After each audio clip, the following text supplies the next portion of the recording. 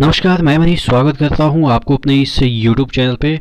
दोस्तों, जैसे ही आपके आरा से ग्रुप डी के मॉडिफिकेशन लिंक के लिए नोटिस आई है, तब से जिनका एक्सेप्ट हो गया है, जिनका एक्सेप्ट नहीं हुआ है, तमाम लोगों के मन में एक ही कन्फ्यूजन है कि जिनका एक्सेप्ट हुआ है सपोज, उनको कैसे पता चलेगा कि उनका एक्सेप्ट हुआ है। क्योंकि कई बार ऐसा हुआ है, जैसे ही लिंक आया था तो बहुत सारे लोगों ने चेक भी किया और बहुत सारे लोग चेक नहीं कर पाए, या जो लोग चेक कर लिए हैं उनको ये याद नहीं है कि फॉर्म एक्सेप्ट हुआ है कि नहीं हुआ है, क्योंकि ये जो लिंक आया था चेक करने का वो ईसा पूर्व आया हुआ था। समझ में आ रही है ना बात कि कितना दिन हो गया होगा, तो आपको याद भी होगा कि नहीं होगा कि एक्सेप्ट हुआ है कि नहीं हुआ है। हालांकि आपने किया होगा, लेकिन बहुत सारे लोगों ने नहीं भी किया है। जैसा आप देखेंगे कि कमेंट आए हुए हैं, देखिएगा, सर मेरा फॉर्म एक्सेप्ट हुआ है कि नहीं हुआ है, कैसे पता करें, प्लीज़ बताइए, कुछ समझ नहीं आ रहा है, वीडियो बनाइए, मेरे अकेले का प्रॉब्लम नहीं है, बहुत कैंडिडेट का प्रॉब्लम है।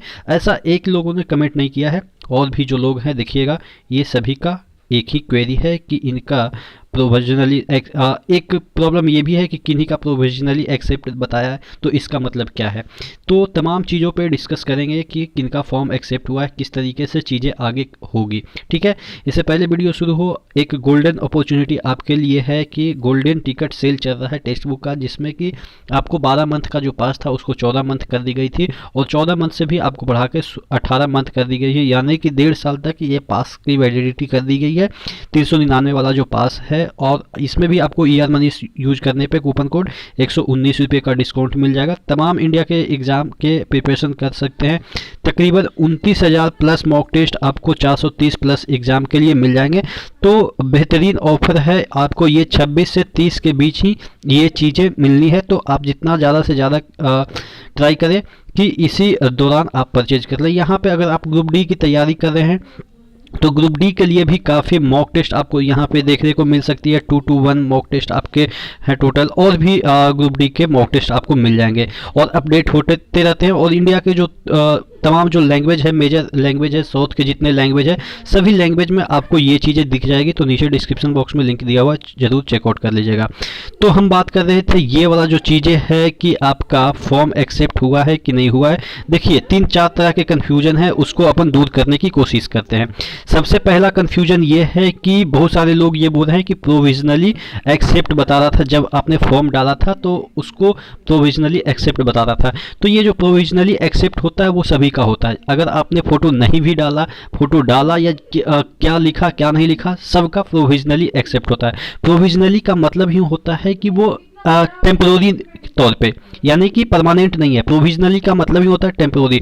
जब वो आप डालते हैं फॉर्म तो वो एक्सेप्ट कर लेता है, जब सबमिट आप करते हैं तो वो एक्सेप्ट कर लेता है। एक्सेप्ट का मतलब ये नहीं कि उसको स्क्रूटनाइज कर लिया है कंप्यूटर, अभी वो स्क्रूटनाइज नहीं हुआ है। तो यानी कि प्रोविजनली एक्सेप्ट का मतलब ये हुआ कि वो परमानेंट एक्सेप्ट नहीं हुआ है। सिर्फ जिस समय आपने फॉर्म डाला है वो जो कंप्यूटर है वो आपका फॉर्म रिसीव कर लिया है, अब उसको स्क्रूटनाइज करेगा रेलवे बोर्ड कि आपका फॉर्म सही है कि गलत है। उसके बाद फॉर्म रिजेक्ट होता है या एक्सेप्ट होता है। तो प्रोविजनली जिनका एक्सेप्ट है उसका मतलब ये हुआ कि उनका उस समय सिर्फ हुआ था, यानी कि उस पर अभी स्क्रूटनाइज नहीं हुआ था, उस फॉर्म को स्क्रूटनाइज नहीं किया था। तो प्रोविजनली एक्सेप्ट का मतलब आपको समझ में आ गया।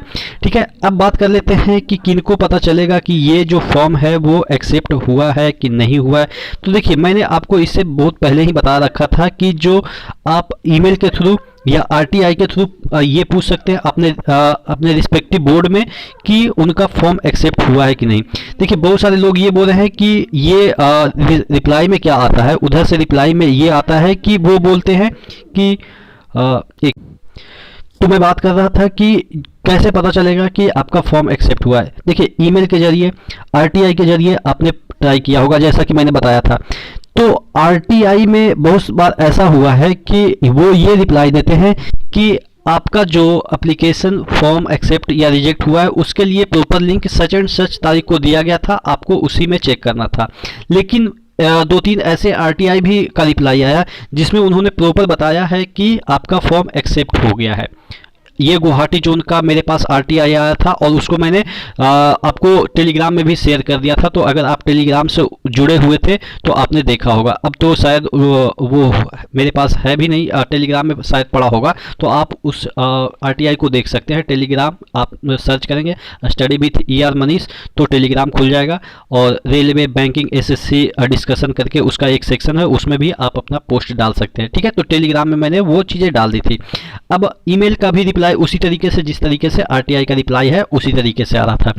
तो सबसे बड़ी चीज़ है कि जिनको पता नहीं है, ठीक है, तो अब क्या होगा। देखिए एक ऑप्शन यहाँ पे सबसे बड़ी चीज़ है कि अब क्या होगा।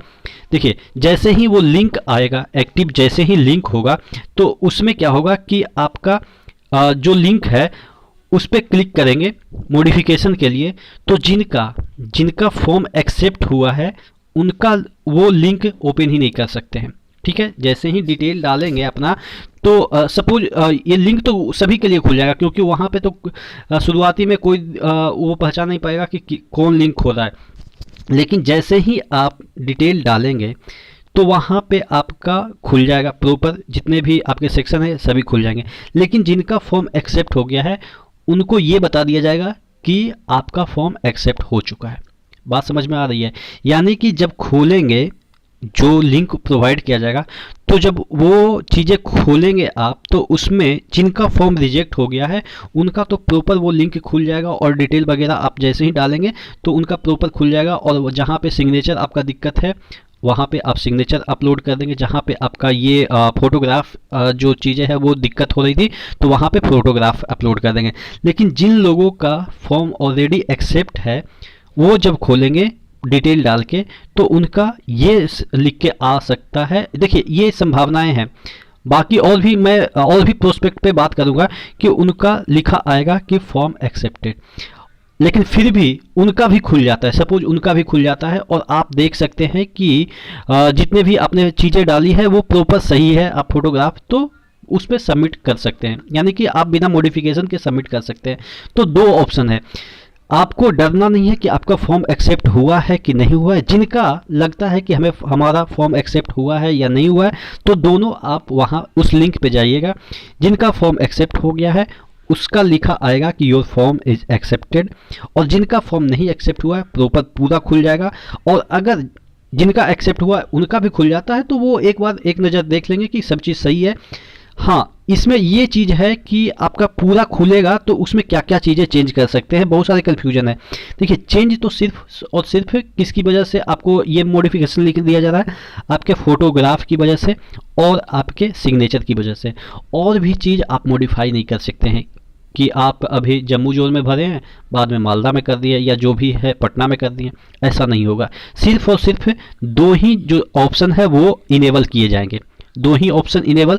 यानी कि जो और भी जो ऑप्शन आपने भरा होगा कि 10th में कितने मार्क्स आए, इसमें कितने मार्क्स आए, वो सब डिसेबल कर दिया जाएगा। और ये जो टाइम लगेगा वो ज़्यादा दिन तक नहीं लगेगा, क्योंकि सभी ऑप्शन इसमें लगभग डिसेबल ही रहेंगे, सिर्फ दो ही ऑप्शन आपके इनेबल रहेंगे। तो ये चीज़ें हैं जिससे आप 100% कन्फर्म हो सकते हैं कि आपका फॉर्म एक्सेप्ट हुआ है कि नहीं हुआ। बाकी मैंने आपको एक और ऑप्शन बताया था आरटीआई में ये भाग के ऊपर है कि कौन सा जोन आपको रिप्लाई अच्छा से देता है। आपके गुवाहाटी जोन ने तो रिप्लाई दिया था कि आपका फॉर्म एक्सेप्ट हो गया है, लेकिन और भी जोन है वो अपने तरीके से वो रिप्लाई देते हैं। तो ये तरीका है आपके चेक करने का। आशा करते हैं आपको सभी डाउट क्लियर हो गए हैं। फिर भी अगर मन में कोई डाउट है तो नीचे कमेंट बॉक्स में कमेंट करके बताएंगे। रेलवे की रिगार्डिंग कोई भी अपडेट हो, कोई भी चीज़ हो, इंटरनल मैटर हो, एक्सटर्नल मैटर हो, टीचर्स मीटिंग हो, सब चीज़ आपको यहाँ पे मिल जाएंगे। और मैं आपको अगले वीडियो में ये बताऊँगा कि हमारे जो ऑफिस है वहाँ पे ग्रुप डी के जितने भी हम लोग ज्वाइन किए थे, 15 बंदे ज्वाइन किए थे, सभी प्रमोशन के कगार पे आ गए हैं। तो यानी कि 15 सीट हमारे ऑफिस में खाली होने को है।